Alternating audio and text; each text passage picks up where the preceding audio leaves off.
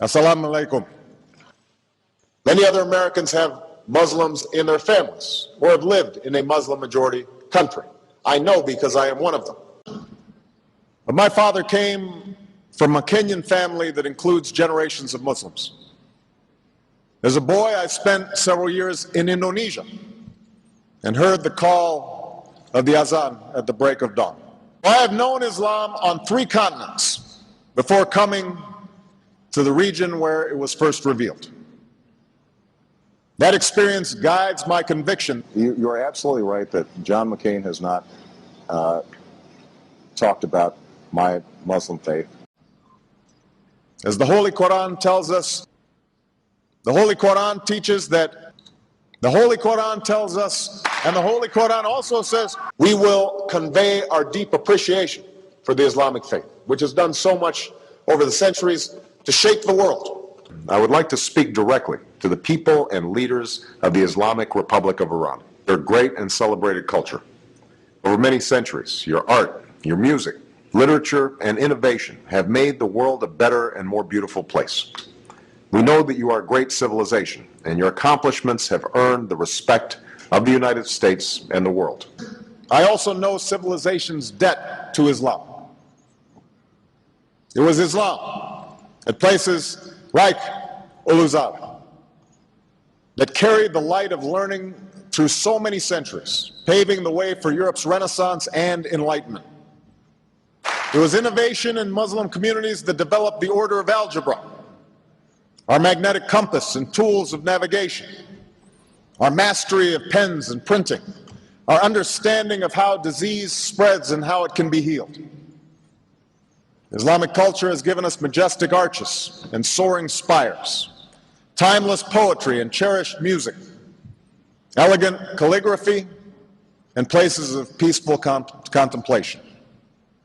They have fought in our wars, they have served in our government, they have stood for civil rights, they have started businesses, they have taught at our universities, they've excelled in our sports arenas, they've won Nobel Prizes, built our tallest building, and lit the Olympic torch. And when the first Muslim American was recently elected to Congress, he took the oath to defend our Constitution using the same Holy Quran. In ancient times and in our times, Muslim communities have been at the forefront of innovation and education. Islam is not part of the problem in combating violent extremism. It is an important part of promoting peace. The enduring faith of over 1 billion people is so much bigger than the narrow hatred of a few. In the United States, rules on charitable giving have made it harder for Muslims to fulfill their religious obligation.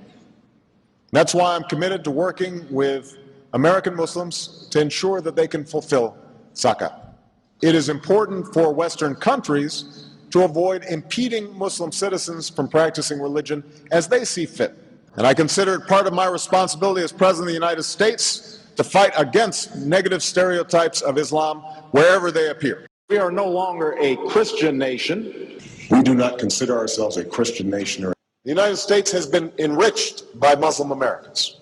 Since our founding, American Muslims have enriched the United States. Islam has always been a part of America's story. There is a mosque in every state in our union and over 1,200 mosques within our borders. One of the points I want to make is that if you actually took the number of Muslims Americans, we'd be one of the largest Muslim countries in the world. Let there be no doubt, Islam is a part of America. He did bow to the Muslim king, while he did not do it to the British Queen of England. And by bowing, he showed the world that I am subservient. I do bow down to you as a Muslim king, something no other president has done with Saudi Arabia.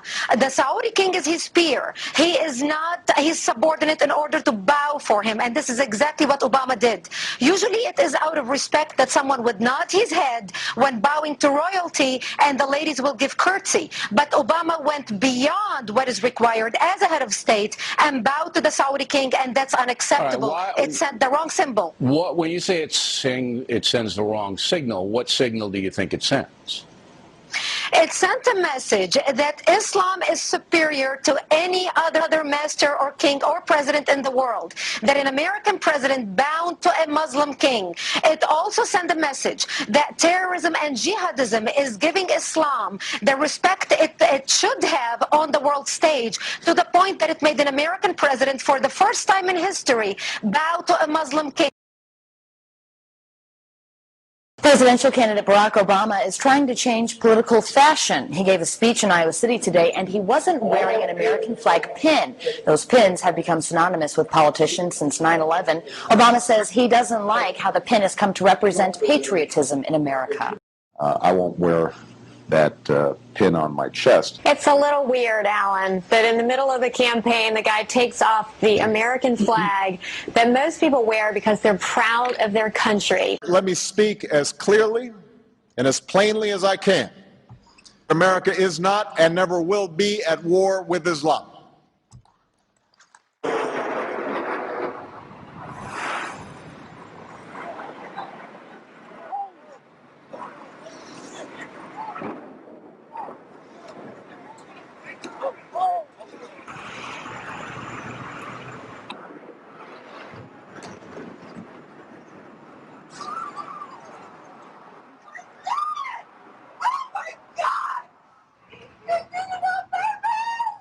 Thank you.